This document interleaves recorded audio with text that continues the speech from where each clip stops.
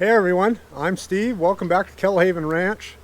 It is amazing how much can change in just a few weeks in the northern latitudes.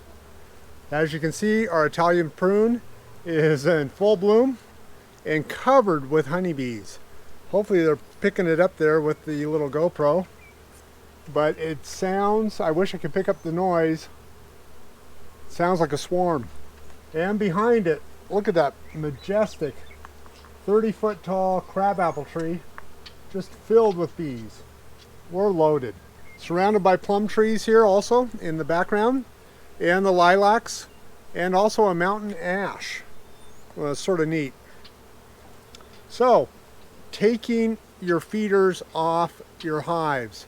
Obviously, it's time. By this time of year, you should have taken your feeders off your hives.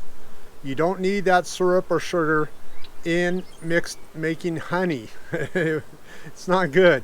Also, you run the risk of it molding, getting fungus, and that's not good for your bees. Lastly, the yellow jackets, they love it. They'll smell it out, and your hive is busy protecting itself from yellow jackets on top of trying to go out and grow and pick up more forage. Hopefully you guys are all having the same success by now that we're seeing here. The hives are going to be exploding. Next week I'll be going through each hive and checking for swarm cells and doing some walkaway splits. Sort of excited about that. But as usual, if you like our content, please subscribe, hit the like button, and share. Refer to a friend. Alrighty, hope everyone's staying safe and healthy. In the background, the bottle baby sheep are chasing the rooster around. Good times.